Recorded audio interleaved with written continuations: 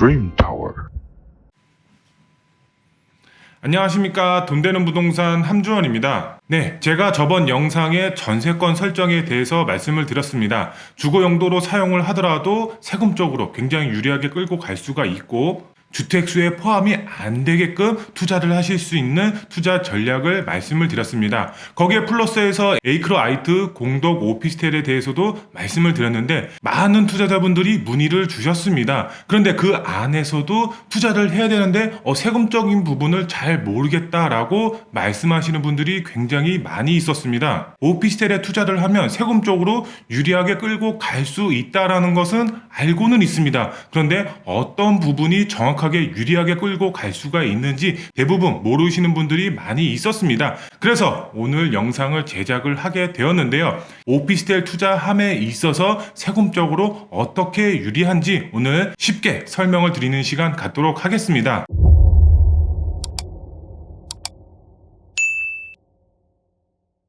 부동산 세금이라고 하면은 취득세, 보유세, 양도세 이렇게 세 가지 부분을 말씀을 드릴 수가 있겠는데요. 이 세 가지 부분, 이 오피스텔에 있어서 어떤 게 중요하고 어떤 점이 유리한지 설명을 드리도록 할 텐데요. 먼저 취득세 부분을 말씀을 드리겠습니다. 취득세, 말 그대로 주택을 취득을 하면은 취득세를 당연히 내야죠. 여기서 중요한 점은 오피스텔을 투자를 하셨을 때 이 취득세가 고정으로 4.6% 취득세가 나옵니다. 내가 1주택이든 아니면 다주택이든 취득을 했을 때에는 4.6% 동일하게 취득세가 발생이 되고 있습니다.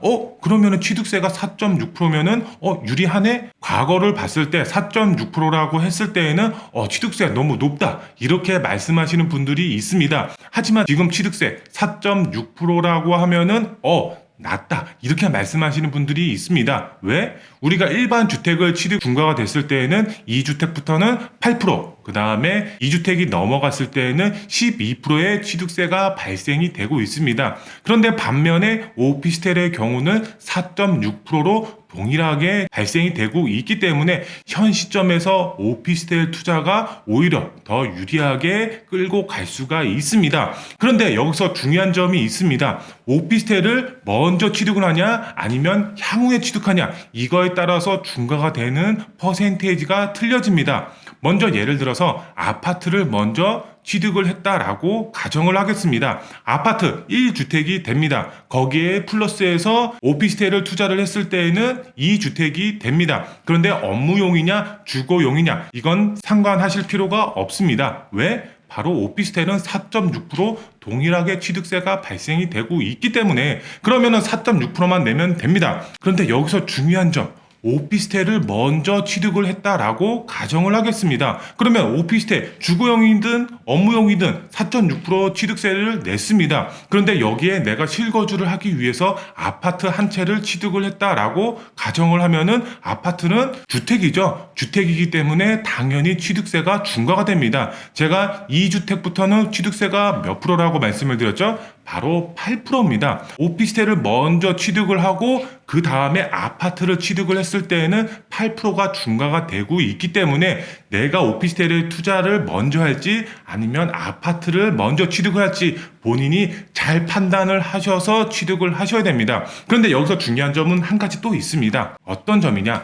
이 오피스텔이 주거 용도로 먼저 취득을 했는지 아니면 업무용으로 먼저 취득을 했는지에 따라서 이 아파트가 중과가 되는 퍼센테이지가 틀려진다라는 점 꼭 명심하시면 되겠습니다. 취득세 부분은 여기까지 말씀을 드리도록 하겠고요. 우리가 아파트 분양권은 주택수에 포함이 되죠. 그런데 오피스텔 분양권은 주택수에 포함이 안 됩니다. 내가 오피스텔 계약을 했다. 근데 이게 분양권으로 당연히 바뀌겠죠. 이 분양권은 주택수에 포함이 안 되기 때문에 내가 아파트를 빨리 구입을 해야 되겠다. 그러면 분양권 상태일 때 빠르게 아파트를 취득하면은 취득세 중과가 없다. 요렇게 꼭 명심하시고 주택을 취득을 하시면 되겠습니다. 네, 그 다음 말씀을 드릴 항목 바로 보유세입니다. 보유세는 뭐가 있죠? 바로 재산세와 종부세가 있습니다. 재산세와 종부세, 일반 주택이 있을 때는 재산세와 종부세, 주택이 많을 때는 종부세가 중과가 되고 1주택일 때는 재산세만 나옵니다. 그런데 가액에 따라서 종부세가 나올 수도 있겠죠. 그런데 오피스텔은 틀립니다.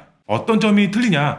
주거용이냐 업무용이냐 이게 명확하게 구분이 돼야지 보유세 중에서도 종부세가 나오냐 안 나오냐의 차이가 굉장히 큽니다. 예를 들어서 설명을 해드리도록 하겠습니다. 내가 업무용 오피스텔을 한 채 가지고 있다라고 가정을 하겠습니다. 업무용 오피스텔의 경우는 재산세가 나옵니다. 하지만 종부세는 나오지 않습니다. 왜? 기본적으로 오피스텔은 상가이기 때문에 토지로 봤을 때 80억이 넘어가야지 종부세가 나옵니다. 하지만 80억 이하다 그러면은 종부세가 나오지 않습니다. 그런데 여기에 내가 주거 용도로 사용하고 있는 오피스텔이 있다라고 가정을 하겠습니다. 당연히 재산세가 나옵니다. 거기에 플러스해서 종부세도 중과가 됩니다. 즉 쉽게 말씀을 드리면은 주거용으로 사용을 하고 있으면은 재산세 플러스 종부세가 나온다. 하지만 업무용으로 사용이 되고 있을 때에는 재산세만 나온다. 요렇게 꼭 명심을 하셔야 되겠습니다. 그런데 여기서 중요한 점이 한 가지가 있습니다. 어떤 중요한 점이냐? 내가 취득한 오피스텔이 주거용인지 업무용인지에 따라서 재산세 나오는 비율이 틀려집니다. 어떻게 틀려지냐? 바로 업무용으로 사용했을 때 재산세가 더 많이 나옵니다. 그렇게 크게 차이는 안 나지만 업무용 오피스텔이 재산세가 더 많이 나옵니다. 그럼 여기서 나오죠? 주거용으로 사용했을 때 재산세가 덜 나온다라고 하고 있습니다. 그렇다면은 내가 1주택밖에 안 된다. 오피스텔 한 채만 갖고 있다. 당연히 주거용으로 사용하고 있는 게 훨씬 더 유리하겠죠. 왜? 우리가 종부세가 나오려면은 2주택부터는 거의 대부분 종부세가 나옵니다. 하지만 공시지가 6억 이하는 당연히 종부세가 안 나옵니다. 오피스텔 대부분 정말 고가의 하이엔드급 오피스텔이 아닌 이상은 종부세가 나올 일이 거의 없겠죠. 그렇기 때문에 내가 1주택 오피스텔 주거용을 갖고 있다. 이러면은 세입자가 전입신고 아니면은 변동신고를 함으로써 주거용으로 사용을 하고 있다는 것을 증명을 하시면은 재산세가 당연히 적게 나오겠죠. 하지만 내가 다주택자라고 했을 때에는 업무용으로 사용을 하고 있는 게 재산세가 좀 더 많이 나오더라도 종부세에서 절세를 할 수가 있기 때문에 업무용이 조금 더 유리하다. 요 점 꼭 명심하시면 되겠습니다. 네, 그리고 마지막으로 양도세입니다. 네, 오피스텔 양도세는 취득세와 재산세와는 무관합니다. 실제로 사용하고 있는 주거 용도에 따라서 양도세가 발생이 되고 있습니다. 즉 무슨 말이냐? 업무용으로 사용을 하고 있다. 그러면은 양도세를 계산을 할 때 업무용으로 사용을 하고 있다는 것을 증명을 해야 됩니다. 그런데 그게 아니다.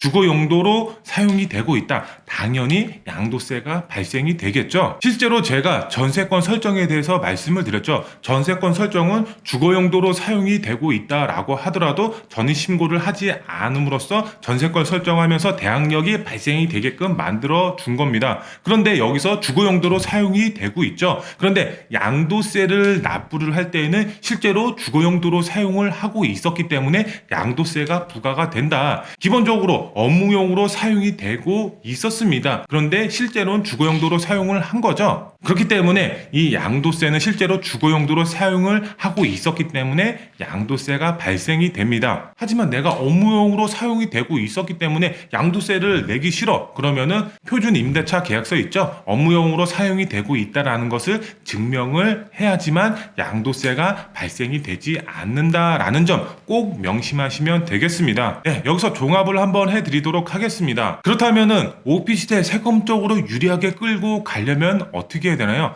오피스텔 투자에 있어서 주택수에 포함이 되는지 안 되는지에 따라서 세금적으로 유리하게 끌고 갈 수도 있고 반대로 불리하게 끌고 갈 수도 있습니다. 기본적으로 업무용으로 사용이 되고 있을 때가 세금적으로 더 유리하게 끌고 갈 수가 있다. 요 점 꼭 명심하시면 되겠습니다. 제가 전 영상에서 전세권 설정에 대해서 말씀을 드렸죠. 꼭 다시 한번 확인을 하셔서 주거 용도로 사용이 되고 있다라고 하더라도 전세권 설정을 통해서 주택수에서 빠지는 투자 전략을 모색을 하시면 세금적으로 굉장히 유리하게 끌고 가실 수가 있다. 이렇게 설명을 드릴 수가 있겠습니다.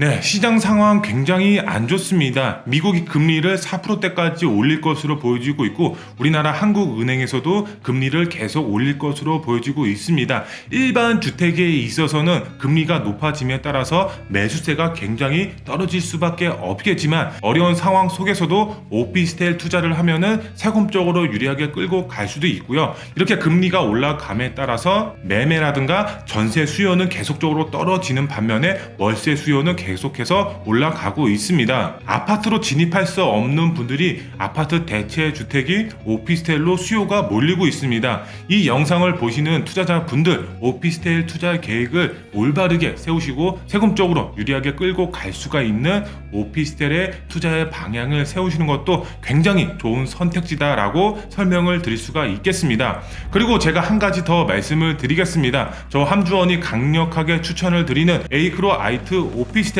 마포에서 유일하게 하이엔드급으로 들어가는 오피스텔입니다. 다양한 커뮤니티 시설과 개발 호재가 묶여있기 때문에 앞으로의 미래 가치가 무궁무진한 그런 오피스텔이기 때문에 저희 사무실에 언제든지 연락 주시면 상담 도와드리도록 하겠습니다. 네, 오늘 영상이 마음에 드셨으면 구독 버튼, 좋아요 버튼, 알림 설정 버튼 꼭 부탁드리겠습니다. 다음 영상에 더 알찬 정보로 찾아뵙도록 하겠습니다. 감사합니다.